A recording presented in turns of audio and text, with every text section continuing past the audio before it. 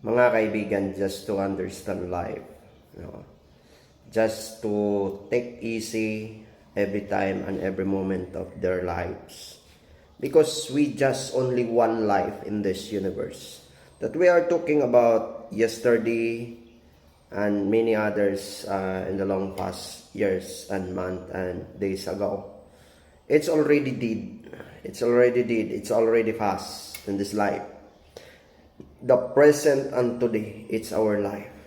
Just be careful just to pray with God, asking favor of everything on this universe. To do everything on this earth, to do everything in this life, to make it happy in our heart, to be boasting in this life. That is the most biggest everything position in their life of an individuals. Because individuals preserve and deserve to be happy or enjoy in their life during our living in this universe.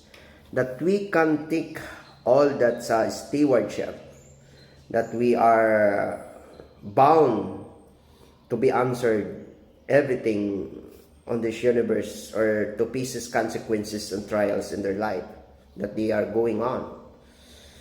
That you can understand in the highly civilized of the humanity in this universe, the problems, trials that they come on the way of our living.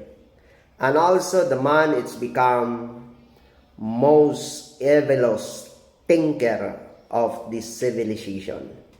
So that's why when the man was created, this money, when the man was created a money on this universe, the earth will become to sacrifice everything. And man, they can ready to pieces any trials and to solve in any problems in their life. So that's why on the way of solving problem in their lives, that we are considering that they are existing in this universe, in the highly human civilizations, and then we can take all this everything creations, beautiful creations of God, by doing good things. Either we are doing bad things in their life, that we can consider for everything, that everything we possess and position, or everything positions of this universe, it's all are temporary.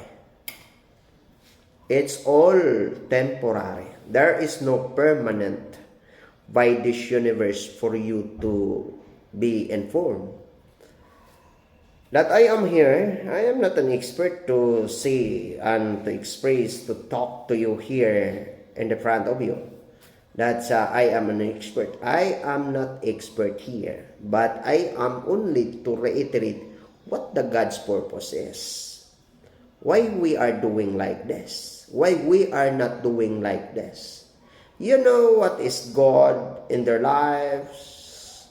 And then why we are not doing that the right thing in your life? You know bad in your lives, in your family, in even yourselves. Why you are doing like that? That is called immoral cowardice in this life. You know that the people thinker, they are knowing that they are bad. Like for example, when we say in servicing or to serve and contribute to deliver the good service as a public servant of the government, as elected by the government, as elected by the people of the government, by the Philippine Constitution, and then you corrupt after all. You corrupt the money of the government instead that you are elected by the people of the Philippines to deliver the benefits of the people, the Filipino people of the Philippines, and also the benefits of the law and the boundaries and territories, and upholding and uplifting our Philippine constitutions and advocating for the human rights of an individuals. And then what you are doing right now, you're corrupting the money of the government. That is the peoples of the money in government that you are corrupted.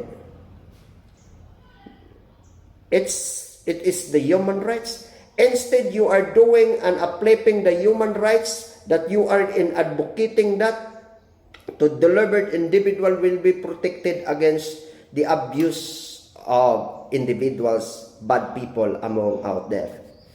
Instead, you delivered to create and to have a law like that, and then you corrupt the money of the government and you create the law, and you will be protected by the law of the states that you are created in order to protect those corrupt people in this universe.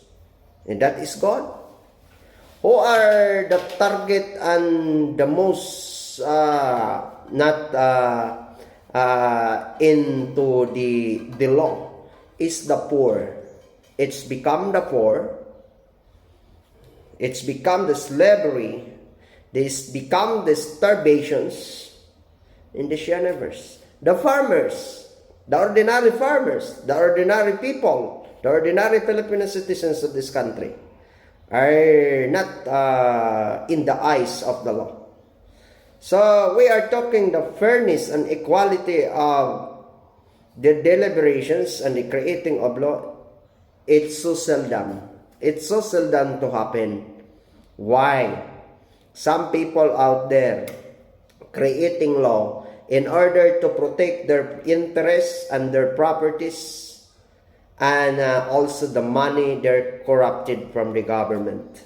That is all about the politics and the law.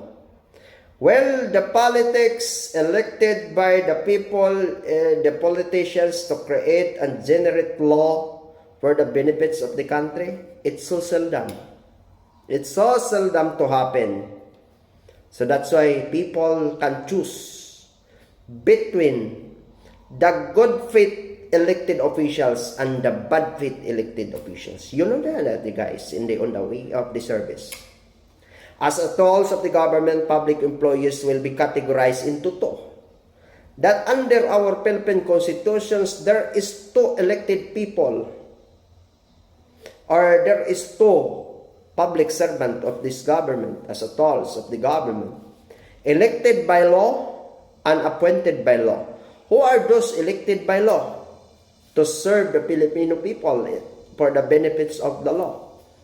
Those politicians who are elected under the special law by the COMELEC or the Commission on Elections. Those are the people. And those people who are appointed by law, those the forces and the police who are willing to sacrifice themselves to protect our country. Even you are not known to me, you are not known to us, you will be protected. Who among you here that the politicians will protect our boundaries and territories and ready to sacrifice themselves to be protected by the people's rights?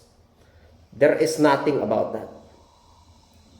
So that's why we shall to remain loyal and honest in our law, which is the fundamental laws of the land, which is the Philippine constitutions of this universe, especially here in the country of the Philippines.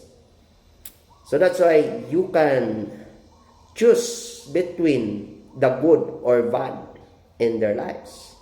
Choosing one is the best one for you. Choosing bad, it's the best among you to choose on that. Do you want our younger generations to be sacrificed all the things on the way in their life? Do you want this country will become to sacrifice? You know, Philippines is the most valuable countries among all countries in Asia, in the world. It is called the Ophir in the Bible. It is the richest among richest countries in the world. Hiram Solomon here, there is a lot of golds will be preserved by here. You know that, guys.